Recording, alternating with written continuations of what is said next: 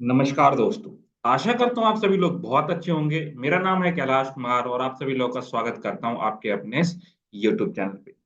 आज की इस वीडियो में हम लोग बात करेंगे डीएसएसबी और डीओई के ऊपर जो कोर्ट केस चल रहा है पोस्ट कोड 41/22 को लेके, उसके बारे में। कब एग्जाम हो सकता है, क्या रीजन है इसके पीछे जो एग्जाम इतना डिले हो रहा है। मैं आप लोगों को इसके बारे में पहले भी इन्फॉर्म कर चुका हूँ। तो अगर आप लोग फर्स्ट टाइम ये वीडियो देख रहे हैं तो इसको अच्छे से समझने के लिए आपको पुराना वाला वीडियो देखना पड़ेगा। उस वीडियो का लिंक मैंने डिस्क्रिप्शन बॉक्स में डाल दिया है, तो वहां से जाके आप देख सकते हैं इसको, अगर आप अच्छे समझना चाहते हैं। और अगर आप लोग फर्स्ट टाइम हमारे चैनल पे आए हैं तो चैनल को सब्सक्राइब कर लीजिए, वीडियो को लाइक कर लीजिए और बेल आइकन दबाना बिल्कुल भी ना भूलें। इस वीडियो में मैं जो भी बात करने वाला हूं वो कहीं ना कहीं किसी न किसी ऑथेंटिक सोर्स से लिया गया पॉइंट होगा। मैं अपने मन से कोई बात आपको नहीं बताने वाला हूं। तो आइए स्टार्ट करते हैं वीडियो को। देखिए, जैसे आप लोग को पता है कि इस पोस्ट कोड के ऊपर कई सारे कोर्ट केसेस चल रहे हैं। तो उसमें से एक कोर्ट केस किया गया है शुभम के द्वारा, जिसमें अगर आप देखोगे, जब उसकी फर्स्ट हियरिंग थी, फर्स्ट हियरिंग में ही कोर्ट ने जजमेंट दिया था कि देखो, लिस्ट हुआ था मैटर आपका। जब शुभम ने केस फाइल किया था तो मैटर लिस्ट हुआ था आपका 23/12/2022 को। उसके अंदर बोला था कोर्ट ने, in the meanwhile any selection made to the post of physical education teacher by the respondent shall subject to the outcome of the final decision in the OA. तो फिजिकल एजुकेशन के अंदर, ठीक है, physical education teacher की कोई भी selection जो है इस पोस्ट कोड के लिए, वो आपका नहीं कर सकता है। रिस्पोंडेंट नहीं कर सकता। रिस्पोंडेंट कौन कौन है? रिस्पोंडेंट है डीओई और डीएसएसबी। तो जब तक इस कोर्ट केस का फाइनल आउटकम नहीं आता है, या फिर जब तक फाइनल जजमेंट नहीं आता है, तब तक इस वैकेंसीज के ऊपर डीओई या फिर डीएसएसबी सिलेक्शन नहीं कर सकती है। ठीक है। तो आप बोलोगे सर सिलेक्शन नहीं कर सकती है तो एग्जाम कंडक्ट नहीं करवा सकते क्या ये? तो एग्जाम डीएसएसबी इसलिए कंडक्ट नहीं करवा रहा क्योंकि इसके पीछे के बहुत सारे रीजन। क्या क्या रीजन हो सकते हैं? एक कोर्ट केस है आपका पीडब्ल्यूडी को लेके, जिसके ऊपर फाइनल जजमेंट आ चुका है। और उस फाइनल जजमेंट में है कि भाई आपको पीडब्ल्यूडी की सीट्स ऐड ऑन करनी पड़ेंगी। फिर अभी आप लोग देखोगे एक सीट आपका एज रिलैक्सेशन को लेके इसमें इश्यू चल रहा है। ठीक है। इसके अंदर यशवंत ने और फिर आपका जो है अमित ने, इन लोगों ने कोर्ट केस किया हुआ है। तो एज रिलैक्सेशन को लेके एक इशू है, फिर ये पीडब्ल्यूडी को लेके एक इशू है। ठीक है। तो इन सब मैटर की वजह से डीएसएस भी एग्जाम कंडक्ट नहीं करवा रही। ठीक है। तो डीएसएस भी एग्जाम तभी कंडक्ट करवाएगी जब इस वाले कोर्ट केस का फाइनल जजमेंट आ जाएगा।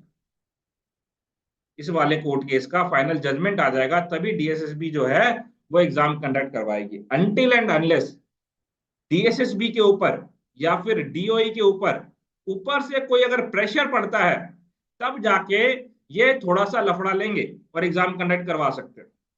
बट अगर आप बोलोगे नॉर्मली ऐसी रह के जैसा चल रहा है उस हिसाब से डीएसएसबी एग्जाम कंडक्ट करवा ले पहले, बाद में इन सब चीजों को वो ऐड ऑन कर ले या कुछ प्लस माइनस करे, ऐसा नहीं करवाने वाली है। क्योंकि डीएसएसबी के लिए फिर और लफड़ा हो जाएगा और डीएसएसबी वो लफड़ा या डीओई वो लफड़ा लेना नहीं चाहेगी। तो मेन रीजन ये है आपका एग्जाम ना होने का, शुभम वाला केस जो चल रहा है। ठीक है। फिर उसके बाद नेक्स्ट अब हम बात करते हैं कि एग्जाम हो कब सकता है। देखो, इस साल तो नहीं होने वाला आपका, क्योंकि इसकी जो नेक्स्ट हियरिंग है वो आपका 14 नवंबर 2024 को है। 14 नवंबर 2024 को इसकी नेक्स्ट हियरिंग है। उसके बाद ही जो है आपका कुछ हो सकता है।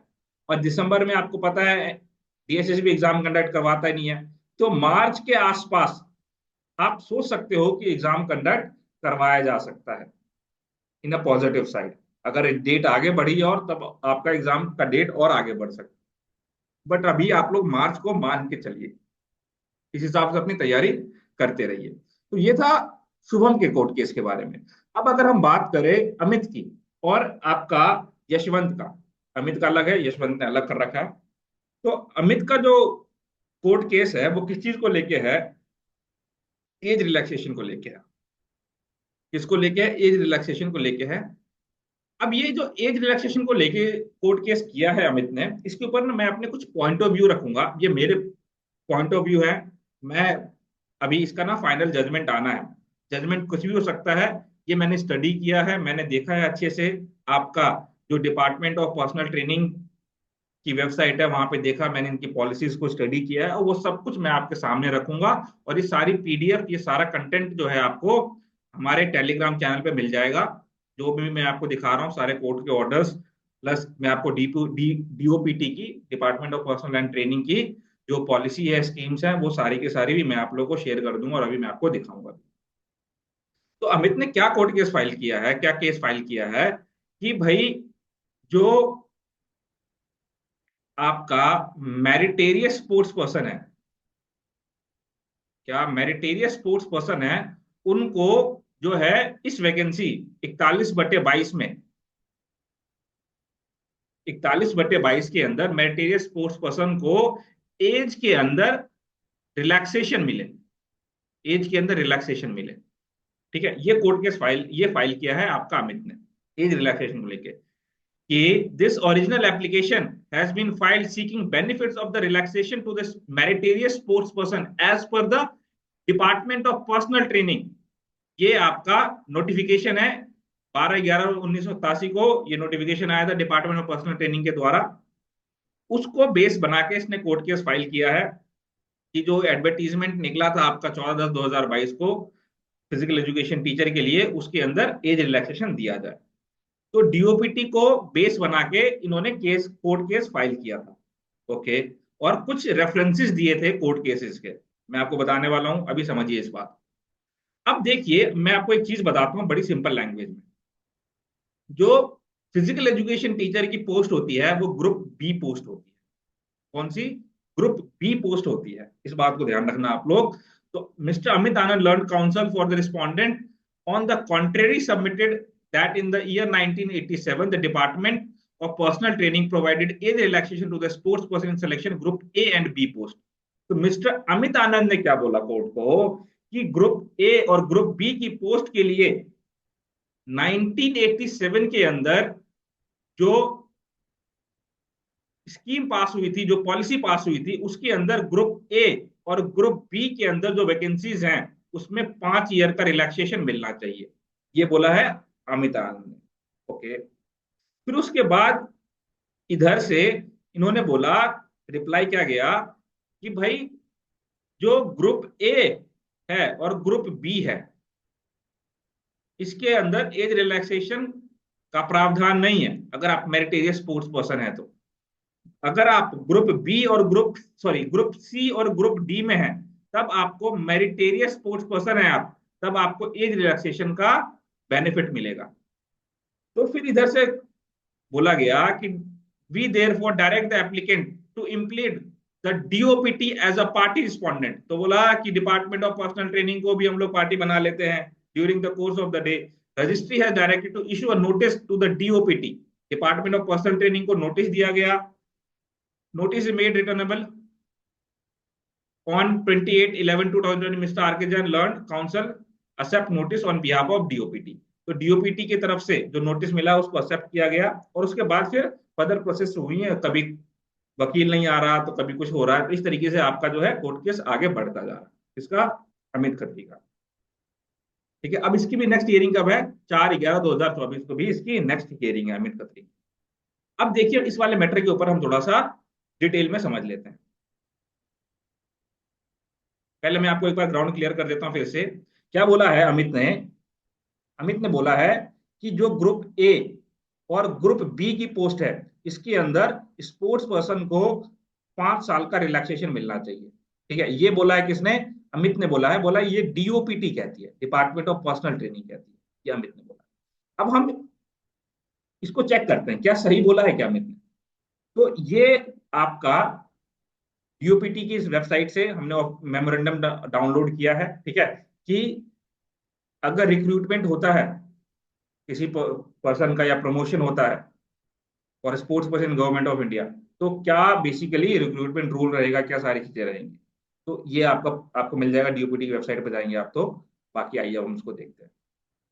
तो क्या बोला है, रिक्रूटमेंट के लिए एलिजिबिलिटी क्या होनी चाहिए? Appointment under these order can be made sports person considered मेरिटेरियस। मेरिटेरियस कब कंसिडर किया जाएगा? कि देखिए सिंपल सा बात है, जो sports ministry of youth affairs and sports से रिकॉग्नाइज्ड है और आईओए से रिकॉग्नाइज्ड है, इंडियन ओलंपिक एसोसिएशन से रिकॉग्नाइज्ड है, उसके अंदर अगर आपने पार्टिसिपेट किया है तो you will be considered as a meritorious person. अब इसी के अंदर खेलो इंडिया, ये सारी एसजीएफआई, ये सारे गेम्स हैं आपके, ठीक है।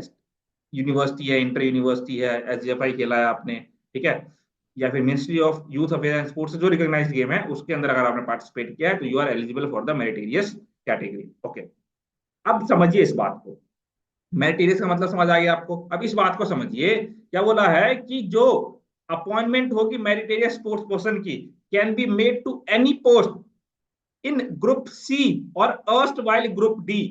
ग्रुप सी और ग्रुप डी के अंदर जो है एलिजिबल है मेरिटेरियस स्पोर्ट्स पर्सन, इसी के अंदर अपॉइंटमेंट होगी आपकी, which under the recruitment rules thereto is required to filled by direct recruitment. तो हमारी जो वैकेंसीज आती है पीजीटी की, फिजिकल एजुकेशन की, वो ग्रुप बी के अंदर आती है। तो इसके अंदर मेरिटेरियस स्पोर्ट्स पर्सन का तो क्राइटेरिया आपका एज रिलैक्सेशन के लिए बनता ही नहीं है, पहली चीज। इसमें बोला भी है, no such appointment shall be made to any post in group A और group B by direct recruitment. तो ग्रुप ए और ग्रुप बी के अंदर आपका इस टाइप का कोई अपॉइंटमेंट नहीं होगा। अगर आप गवर्नमेंट जॉब में ऑलरेडी है तो ये वाला पॉइंट इंप्लीमेंट नहीं होता है, ठीक है। A meritorious sports person can be considered appointment under sub para above not standing with the fact that is already in service of the government, ठीक है, अगर आप ऑलरेडी गवर्नमेंट जॉब के अंदर है तो ये पॉइंट है। तो यहां से चीज क्लियर हो गई साफ साफ कि जहां तक मेरा मानना है कि जो अमित खत्री वाला केस है इस एज रिलैक्सेशन को लेके, वो नहीं चलेगा, वो उसके अंदर हारने वाले हैं। अब मैं आपको यहाँ पे पुख्ता कर देता हूँ। ये एक वैकेंसी आई है डीएसएसबी के द्वारा, ठीक है, और तब की है 5/2024 का है, ठीक है, 5 मार्च 2024 की ये वैकेंसी है, डीएसएसबी के द्वारा ये वैकेंसी निकाली गई है। इसके अंदर मैं आपको कंफर्म कर देता हूँ। देखिए आइए आप यहाँ पे, अब स्पोर्ट्स पर्सन का मैं आपको एज रिलैक्सेशन दिखा देता हूँ इसके ऊपर, तब आपको क्लियर हो जाएगा, कंफर्म हो जाओगे आप लोग कि क्या होने वाला है।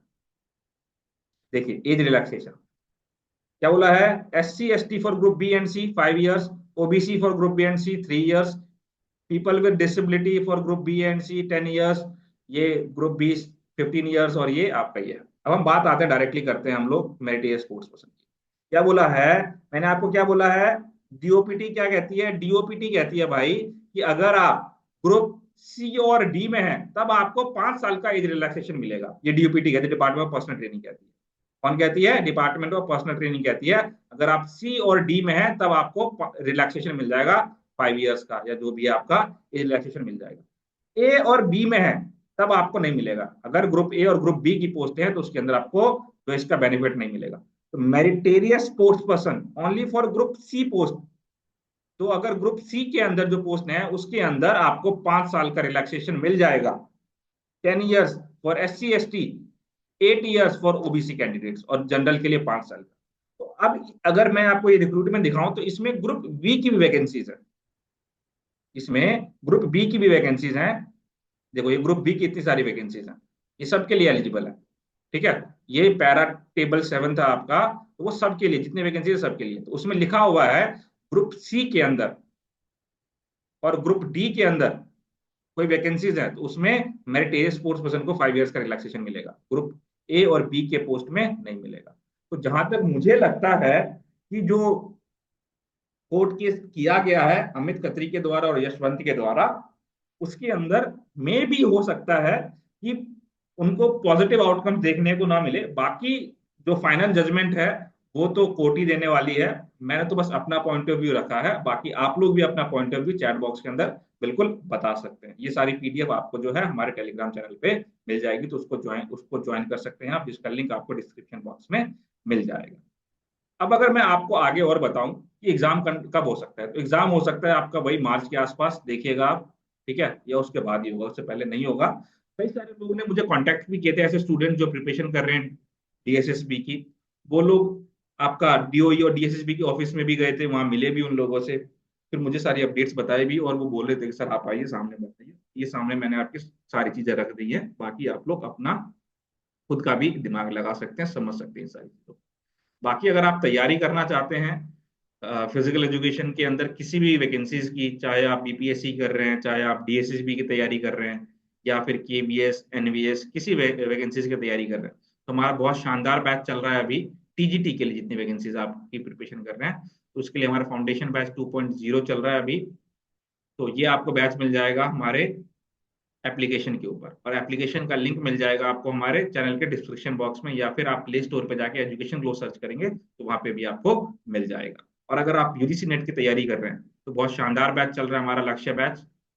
तो उसमें अगर आप हरियाणा के अंदर जो असिस्टेंट प्रोफेसर की वैकेंसी आई है, पीजीटी की वैकेंसी है, या फिर कोई वेस्ट बंगाल का सेट है या जेके सेट है, तो उसके लिए भी आपका ये बेस्ट बैच होने वाला है।